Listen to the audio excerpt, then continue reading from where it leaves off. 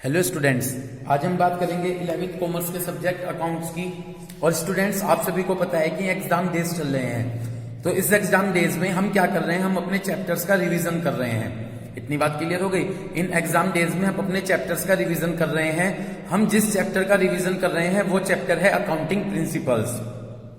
Previous video में हमने accounting concept के, अकाउंटिंग प्रिंसिपल चैप्टर के डिफरेंट अकाउंटिंग कंसेप्ट की स्टडी की थी। उनमें आज हमारा जो अकाउंटिंग कंसेप्ट है वो होगा रिवेन्यू कंसेप्ट। वो क्या है जी?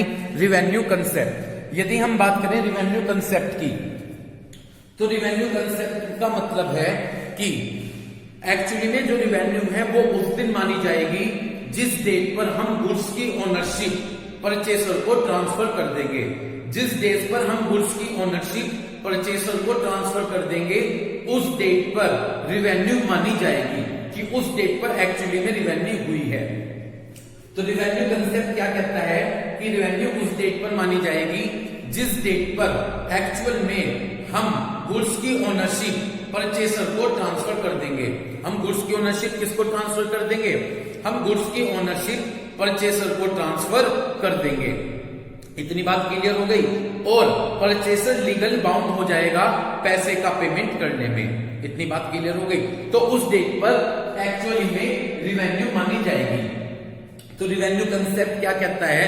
रिवेन्यू कंसेप्ट ये कहता है कि एक्चुअल में रिवेन्यू उस दिन मानी जाएगी जिस डेट पर एक्चुअल में हम गुड्स की ओनरशिप परचेसर को ट्रांसफर कर देंगे और परचेसर लीगली बाउंड हो जाएगा उस गुड्स को जो खरीदा है उसका पेमेंट करने के लिए। तो उसे हम रिवेन्यू कंसेप्ट कहेंगे। एग्जाम्पल से बड़ा अच्छा क्लियर होगा और आपकी बुक में बड़ा अच्छा एग्जाम्पल दिया गया है। सपोज कीजिए एक फर्म को ऑर्डर 1 जनवरी को मिला। एक फर्म को ऑर्डर 1 जनवरी को मिला। उन्होंने उस गुड्स की सप्लाई 20 जनवरी में की और एक्चुअल में कैश 1 अप्रैल में मिला। तो 3 डेट हैं।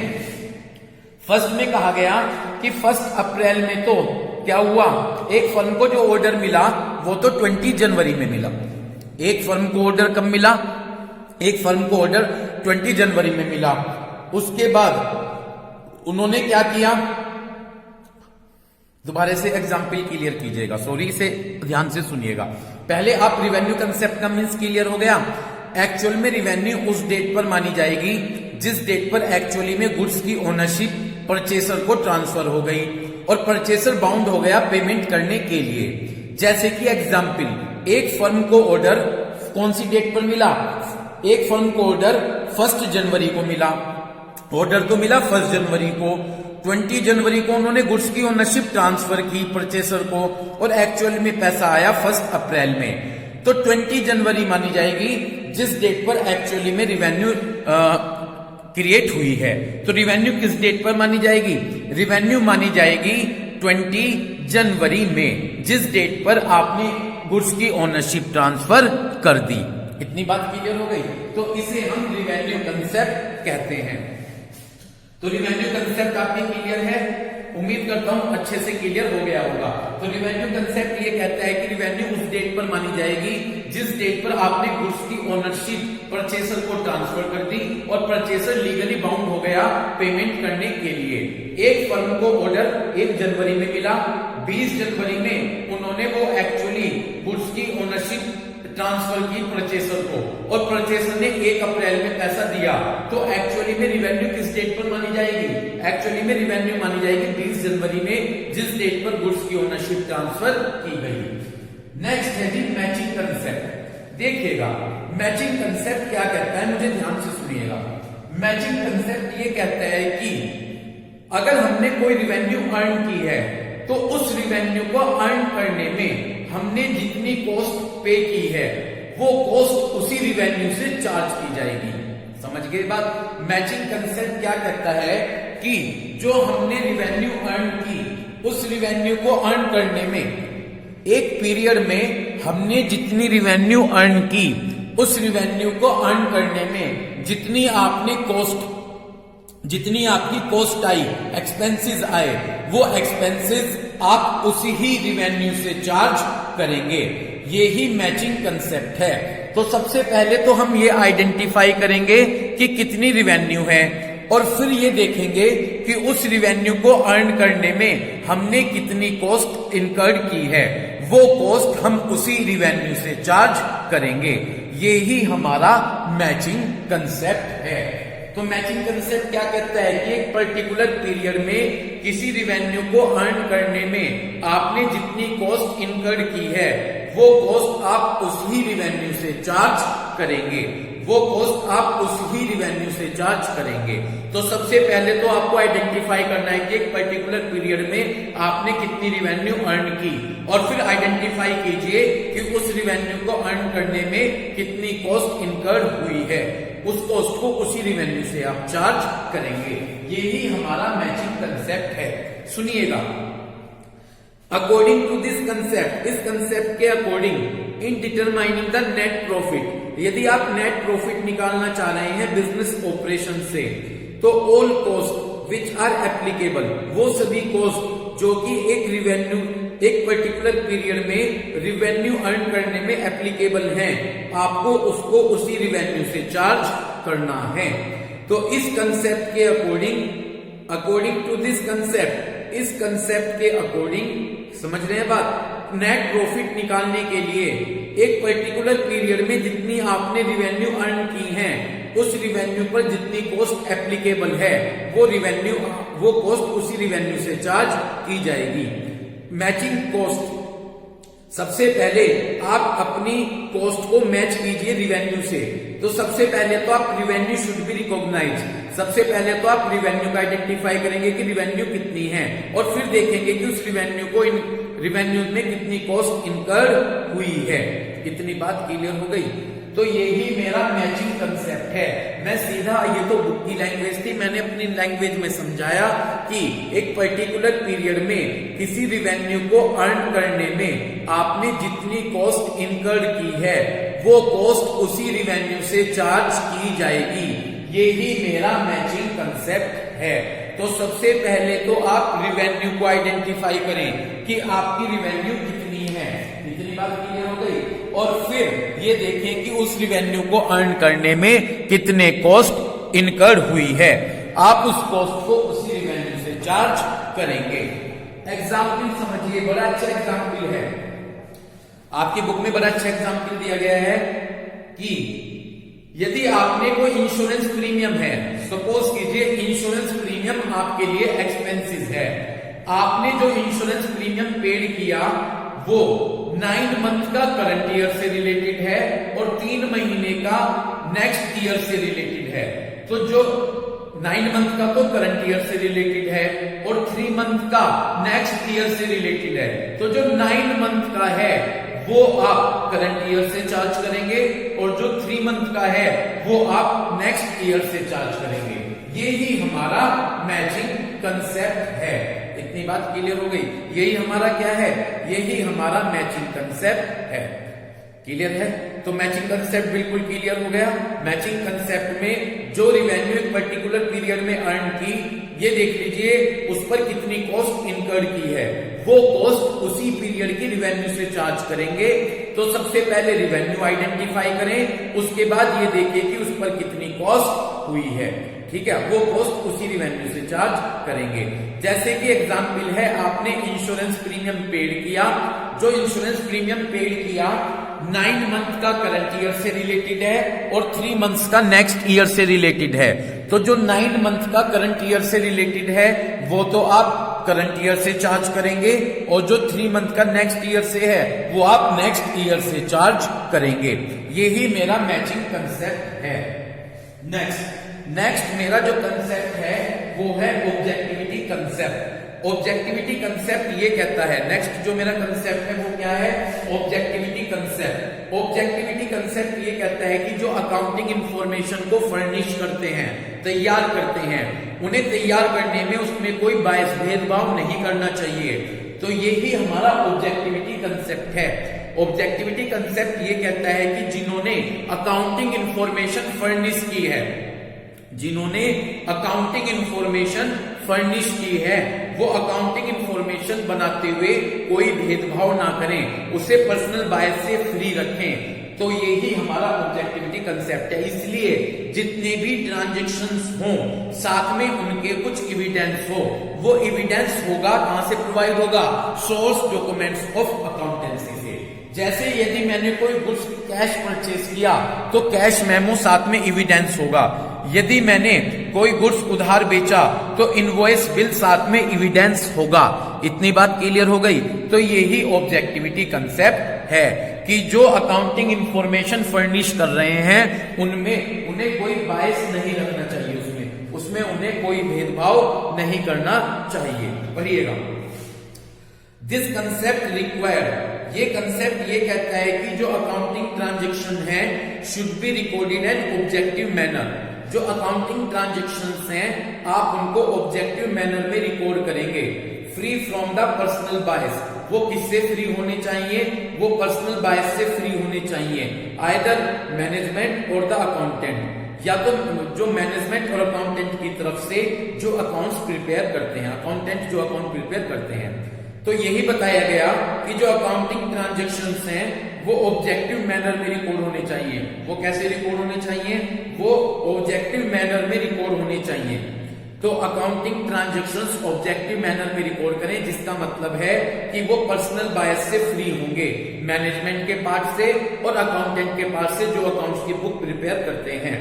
इट इज पॉसिबल ओनली, लेकिन ये तभी पॉसिबल है when memos, invoice, sales bill, pay in slip, ये सभी चीज उन ट्रांजैक्शन को कोरस्पॉन्ड करें। ठीक है, लेकिन ये कब पॉसिबल है, जब cash memo, invoice bill, sales bill, pay in slip ये सभी सपोर्ट करें। ये सभी किसको सपोर्ट करें, ये सभी ट्रांजैक्शंस को सपोर्ट करें।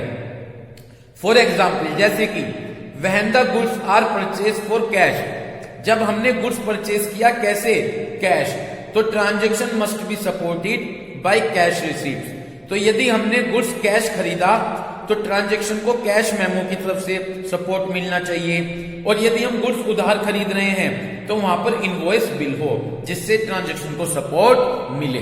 तो इस तरह से आपको क्लियर हुआ ऑब्जेक्टिविटी कंसेप्ट का कंसेप्ट। तो ऑब्जेक्टिविटी कंसेप्ट क्या कहता है कि जितने भी अकाउंटिंग ट्रांजैक्शन है वो पर्सनल बायस से फ्री रहे।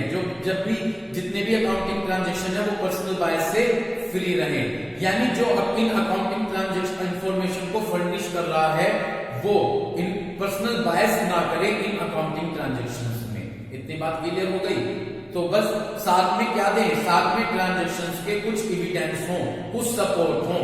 जैसे कि मैं बात करूं कैश परचेज है तो कैश मेमो सपोर्ट करे ट्रांजैक्शन को, और क्रेडिट परचेज है तो इनवॉइस बिल सपोर्ट करे। Okay, next account conventions. तो इस तरह से हमारे जो टॉपिक थे अकाउंटिंग कंसेप्ट के वो सभी कंप्लीट हुए। तो मुझे उम्मीद है कि जितने भी मैंने अकाउंटिंग कंसेप्ट आपको बताए, जैसे कि मैंने आपको बताया था क्या, गोइंग कंसर्न कंसेप्ट, ठीक है, कंसिस्टेंसी कंसेप्ट, एक्यूरल कंसेप्ट, ठीक है ना जी, उसके बाद बिजनेस एंटिटी कंसेप्ट, ठीक है, money measurement concept, cost concept, ठीक है ना जी, dual aspect concept, revenue concept, accounting period concept, matching concept और ऑब्जेक्टिविटी कंसेप्ट। ये आपको मैंने डिफरेंट कंसेप्ट क्लियर किए। उम्मीद करता हूं कि ये सभी कंसेप्ट आपके अच्छे से क्लियर हुए होंगे। ओके, अब हम रिवीजन करेंगे अकाउंट कन्वेंशंस की। इसकी रिवीजन करेंगे अकाउंटिंग कन्वेंशंस का। फर्स्ट है कन्वेंशंस ऑफ फुल डिस्क्लोजर। देखिए, जो ये कन्वेंशंस ऑफ फुल डिस्क्लोजर है ये कहता है कि जो अकाउंटिंग इंफॉर्मेशन है वो इस तरह से इंफॉर्मेशन प्रोवाइड करें ताकि यूजर्स को सारी की सारी इंफॉर्मेशन क्लियर हो जाए। यूजर से आप कोई बात डिस्क्लोज छुपाएं ना, ठीक है, ताकि बाद में इन्वेस्टर ये ना कहे कि यूजर्स ये ना कहे कि हमसे कोई बात छिपा ली गई थी। तो ये फुल डिस्क्लोजर का मतलब है कि जो भी इंपॉर्टेंट इंफॉर्मेशन है वो इंफॉर्मेशन यूजर्स को बता दी जाए, उनसे कोई बात छिपाई ना जाए, ताकि बाद में जो यूजर्स हैं वो ये ना कहें कि हमसे कोई बात छिपाई गई थी। जैसे कि एग्जाम्पल मैं आपको बताता हूं, फिर मैं इसको बुक से भी आपको क्लियर करूंगा। जैसे कि कॉन्टिंजेंट लायबिलिटी। देखिए, कॉन्टिंजेंट लायबिलिटी का एक एग्जाम्पल लेते हैं। सपोज कीजिए कंपनी के ऊपर कोई केस चल रहा है, कंपनी के ऊपर कोई केस चल रहा है और जब हमारा ईयर एंड हुआ 31 मार्च, तब तक उस केस पर कोई रिजल्ट नहीं आया है, तो कंपनी ने क्या करना है, जो अपनी बैलेंस शीट है, बैलेंस शीट के नीचे नोट डाल देना है। बैलेंस शीट के नीचे क्या डाल देना है, बैलेंस शीट के नीचे नोट डालकर लिख देना है कि कॉन्टिंजेंट लायबिलिटी है। यदि कोई इन्वेस्टर्स कंपनी में पैसा लगा रहा है तो पैसा लगाने से पहले ही वो देख लेगा, उससे समझ जाएगा कि इस तरह की कोई प्रॉब्लम है, तो वो फिर सोच समझकर पैसा लगाएगा। बाद में वो ये नहीं कह सकता कि हमसे कोई बात छिपाई गई थी। यही है कन्वेंशंस ऑफ फुल डिस्क्लोजर। पढ़िएगा, दिस कन्वेंशन रिक्वायर दैट, ये कन्वेंशन कहता है ऑल सिग्निफिकेंट इंफॉर्मेशन, जितनी भी इंपॉर्टेंट इंफॉर्मेशन है एक कंपनी की इकोनॉमिक अफेयर से रिलेटेड, इकोनॉमी का मतलब मनी से related, should be completely disclose, वो सभी बात डिस्क्लोज कर देनी चाहिए। In other words, there should be sufficient disclosure of information, यहां मतलब एक कंपनी की जितनी भी मनी से रिलेटेड इंफॉर्मेशन है वो सभी डिस्क्लोज बता देनी चाहिए। In other words, there should be sufficient disclosure of information which is of material interest to the users. Users के लिए जो material interest, important information है वो बता देनी चाहिए different users को, ठीक है। तो एक बिजनेस की जितनी भी अकाउंट से रिलेटेड इंपॉर्टेंट इंफॉर्मेशन है वो यूजर्स को बता देनी चाहिए। इतनी बात क्लियर हो गई, उनसे कोई बात छिपानी नहीं चाहिए। अगर आप उनसे बात छिपाएंगे और बाद में वो ये कहेंगे कि हमें अपनी कंपनी की सही फाइनेंशियल पोजीशन नहीं बताई गई थी, तो यही हमारा कन्वेंशन ऑफ फुल डिस्क्लोजर है कि एक कंपनी की जितनी भी मनी से रिलेटेड इंपॉर्टेंट इंफॉर्मेशन है वो सभी आप किसको बता दें, वो सभी आप यूजर्स को बता दें। बाद में वो ये नहीं कहे कि हमसे कोई बात छिपाई गई थी। जैसे कि एग्जाम्पल बताया कॉन्टिंजेंट लायबिलिटीज का, सुनिएगा, ए क्लेम ऑफ वेरी बिग सम, एक बहुत बड़ी अमाउंट का क्लेम, केस चल रहा है पेंडिंग इन कोर्ट में चल रहा है, ऑफ अगेंस्ट द एंटरप्राइजेस के खिलाफ। तो एंटरप्राइजेस के खिलाफ एक बिग अमाउंट का केस चल रहा है कोर्ट में, इट क्लियर है। तो जो यूजर्स हैं, यूजर्स को इस बात को नोटिस बता देना चाहिए, ठीक है ना, यूजर्स को ये बात बता देनी चाहिए ताकि यूजर्स बाद में ये ना कहे कि हमसे बात छिपाई गई थी। इसके लिए कंपनी क्या करे, जो अपनी बैलेंस शीट है, बैलेंस शीट के नीचे कॉन्टिंजेंट लायबिलिटी लिख दें और लिखकर वो केस एक्सप्लेन कर दें। तो जब यूजर्स आपकी फाइनेंशियल स्टेटमेंट को चेक करेंगे तो उन्हें ये भी पता चल जाएगा कि इस तरह का कोई केस कंपनी के ऊपर है, तो फिर वो सोच समझकर डिसीजन लेंगे कि उन्हें कंपनी के अंदर पैसा लगाना है या नहीं लगाना है। इतनी बात क्लियर हो गई। तो ये ही कन्वेंशंस ऑफ कंजर्वेटिज्म का कंसेप्ट है। नेक्स्ट है जी कन्वेंशंस ऑफ मैटेरियलिटी। कन्वेंशंस ऑफ मैटेरियलिटी, देखिए ये कन्वेंशंस ऑफ मैटेरियलिटी इसका एक्सेप्शन है, कन्वेंशन ऑफ फुल डिस्क्लोजर का एक्सेप्शन, एक अपवाद है, क्योंकि कन्वेंशन ऑफ फुल डिस्क्लोजर तो ये कहता है कि सारी इंपॉर्टेंट बात डिस्क्लोज कर देनी चाहिए, लेकिन कन्वेंशन ऑफ मैटेरियलिटी ये कहता है कि यदि कोई इनसिग्निफिकेंट इंफॉर्मेशन है, इतनी इंपॉर्टेंट इंफॉर्मेशन नहीं है, तो आप उसको डिस्क्लोज ना करें। यदि आप उसको डिस्क्लोज करेंगे तो अकाउंट्स ओवरबर्डन हो जाएगा। तो अकाउंट्स क्या हो जाएगा, अकाउंट्स ओवरबर्डन हो जाएगा। इतनी बात क्लियर हो गई। तो कन्वेंशंस ऑफ मैटेरियलिटी ये कहती है कि केवल वो ही इंफॉर्मेशन आप यूजर्स को बताएं जो कि उनके लिए इंपॉर्टेंट है, और यदि उनके लिए कोई बात इंपॉर्टेंट नहीं है तो आप उसको डिस्क्लोज ना करें, क्योंकि इससे अकाउंट्स ओवरबर्डन हो जाएगा और हमें अकाउंट्स को ओवरबर्डन होने से रोकना है। इतनी बात क्लियर हो गई। तो यही हमारा कंसेप्ट है कन्वेंशंस ऑफ मैटेरियलिटी। सुनिएगा, this convention is an exception to the convention of full disclosure. ये फुल डिस्क्लोजर का एक एक्सेप्शन है। अकॉर्डिंग टू दिस कन्वेंशन, इस कन्वेंशन के according items having an insignificant effect, ठीक है, ऐसे आइटम जिसका इनसिग्निफिकेंट इंपॉर्टेंट इफेक्ट्स नहीं है, हमें उन बातों को डिस्क्लोज नहीं करना है। दीज अनइम्पोर्टेंट आइटम्स, जो ये अनइम्पोर्टेंट आइटम्स हैं, आइदर लेफ्ट, या तो हम उनको छोड़ देंगे या अदर आइटम के साथ मर्ज कर देंगे। तो ये कहता है कि जो भी क्या है इनसिग्निफिकेंट इफेक्ट्स वाले मैटर हैं उनको हमें डिस्क्लोज नहीं करना चाहिए।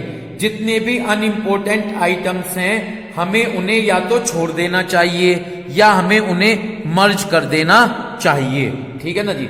अदरवाइज अकाउंट्स क्या हो जाएगा, अकाउंट्स ओवरबर्डन हो जाएगा। अदरवाइज अकाउंट्स क्या हो जाएगा, ओवरबर्डन हो जाएगा। जैसे कि मैं आपको बताऊं, सपोज 39,999.99 है, तो आप क्या करेंगे, इस 0.99 को छोड़ देंगे, क्योंकि अगर इस तरह से लिखेंगे तो अकाउंट्स ओवरबर्डन हो जाएगा। आप इसे मर्ज कर दीजिए। जब आप मर्ज करेंगे तो ये आ जाएगा 40,000। तो इस तरह से आप इस तरह के जो इनसिग्निफिकेंट आइटम हैं या तो उन्हें छोड़ दीजिए या उन्हें क्या कर दीजिए, मर्ज कर दीजिए, जिससे कि अकाउंट्स को ओवरबर्डन होने से बचाया जा सके। तो क्लियर हुआ कन्वेंशंस ऑफ मैटरिटी। तो कन्वेंशंस ऑफ मैटरिटी क्या कहता है कि ये एक एक्सेप्शन है फुल डिस्क्लोजर का। फुल डिस्क्लोजर तो ये कहता है कि सभी बातों को डिस्क्लोज कर देना चाहिए, लेकिन कन्वेंशंस ऑफ मैटरिटी ये कहता है कि उन्हीं बातों को डिस्क्लोज करें जो कि इंपॉर्टेंट हैं। लेकिन यदि कोई अनइम्पोर्टेंट मैटर है तो उस अनइम्पोर्टेंट मैटर्स को छोड़ दीजिए, उस अनइम्पोर्टेंट मैटर को आप छोड़ दीजिए या उसे अनइम्पोर्टेंट मैटर को या तो आप छोड़ दीजिए या अनइम्पोर्टेंट मैटर को आप मर्ज कर दीजिए। ठीक है ना। अगर आप ऐसा नहीं करेंगे तो अकाउंट्स ओवरबर्डन हो जाएगा। तो इससे क्या होगा, अकाउंट्स ओवरबर्डन हो जाएगा। तो यही कंसेप्ट ये कहता है कि आप उन्हें जो भी अनइम्पोर्टेंट मैटर हैं उनको छोड़ दीजिए ताकि अकाउंट्स को ओवरबर्डन होने से बचाया जा सके। नेक्स्ट हमारा कन्वेंशंस है, conventions of conservatism. Conventions of conservatism ये कहता है कि जो आजकल के अकाउंटेंट हैं वो प्लेइंग सेफ, वो सेफ खेलते हैं। इसलिए सेफ खेलते हैं कि फ्यूचर के जितने भी एंटिसिपेटेड लॉस हैं, जो फ्यूचर में हमें लगता है लॉस होने वाले हैं, उनको वो कंसीडर करते हैं। और जितने भी हमें लगते हैं कि फ्यूचर में एंटिसिपेटेड प्रॉफिट हैं, फ्यूचर में होने वाले प्रॉफिट हैं, उनको वो इग्नोर करते हैं, क्योंकि उनका कंसेप्ट है कि हम प्लेइंग सेफ, हम सुरक्षित खेलेंगे। तो कन्वेंशंस ऑफ कंजर्वेटिज्म यही कहता है कि जो आजकल के अकाउंटेंट हैं वो प्लेइंग सेफ की पॉलिसी पर चलते हैं। इस कंसेप्ट के बेस पर जितने भी फ्यूचर में होने वाले लॉस हैं, उनको कंसीडर करेंगे और जितने भी फ्यूचर में होने वाले प्रॉफिट्स हैं उनको वो इग्नोर कर देंगे। क्लियर है। तो यही हमारा कन्वेंशंस ऑफ कंजर्वेटिज्म में पढ़िएगा। अकॉर्डिंग टू दिस कन्वेंशंस, इस कन्वेंशंस के अकॉर्डिंग ऑल एंटिसिपेटेड लॉस, जितने भी लॉस होंगे फ्यूचर के उनको हम अकाउंट्स की बुक में रिकॉर्ड करेंगे। बट ऑल एंटिसिपेटेड गेन, लेकिन जितने भी फ्यूचर के प्रॉफिट्स हैं उनको हम इग्नोर करेंगे। इन अदर वर्ड्स, ठीक है ना, conservatism is the policy. Conservatism एक पॉलिसी है कि हम प्लेइंग सेफ करें। तो इस कंसेप्ट के कन्वेंशंस के अकॉर्डिंग ऑल एंटिसिपेटेड लॉस, जितने फ्यूचर के लॉस हैं उन्हें हम अकाउंट्स की बुक में रिकॉर्ड करेंगे और जितने भी फ्यूचर के गेन हैं उन्हें हम इग्नोर कर देंगे, क्योंकि जो कंजर्वेटिज्म है वो इस पॉलिसी पर फॉलो करता है कि हम प्लेइंग सेफ, कि हम सुरक्षित खेलें। ठीक है ना। तो आपको क्लियर हुआ कन्वेंशंस ऑफ कंजर्वेटिज्म। जैसे कि एक एग्जाम्पल है प्रोविजन फॉर डाउटफुल डेब्ट्स। हमने उधार सामान बेचा। जब हमने उधार सामान बेचा हमें ये तो पता है कि कुछ बैड डेब्ट्स होने हैं, ठीक है ना जी, हमें पता है कि कुछ बैड डेब्ट्स होने हैं, कुछ लोग हमारा पैसा नहीं देंगे, तो हम उसका पहले से ही प्रोविजन बना लेंगे। क्या बना लेंगे? प्रोविजन। यही तो एक एग्जाम्पल है कि हमें पता है फ्यूचर में लॉस होने वाले हैं, तो अकाउंटेंट ने पहले ही उसका प्रोविजन बना लिया, क्योंकि वो प्लेइंग सेफ की पॉलिसी पर है। तो कन्वेंशन ऑफ कंजर्वेटिज्म ये कहता है कि आजकल के अकाउंटेंट प्लेइंग सेफ की पॉलिसी फॉलो करते हैं, जो फ्यूचर में होने वाले लॉस को कंसीडर करते हैं और फ्यूचर में होने वाले प्रॉफिट को इग्नोर कर देते हैं। ठीक है, तो यही कन्वेंशन हमारा कहलाएगा कन्वेंशंस ऑफ कंजर्वेटिज्म। एग्जाम्पल क्या बताया? जैसे कि प्रोविजन फॉर डाउटफुल डेब्ट्स। पता है कि कुछ बैड डेब्ट्स होंगे, तो ये फ्यूचर का लॉस है, तो आपने इसका पहले से ही क्या बना लिया? आपने पहले से इसका प्रोविजन बना लिया, क्योंकि अकाउंटेंट प्लेइंग सेफ की पॉलिसी पर है। ओके, तो इस तरह से आज हमने अकाउंटिंग कंसेप्ट और जो हमारे अकाउंटिंग कन्वेंशंस हैं उनका रिवीजन किया। तो उम्मीद है इस वीडियो को देखकर आप इन सभी को अच्छी तरह से क्लियर करोगे। Thank you.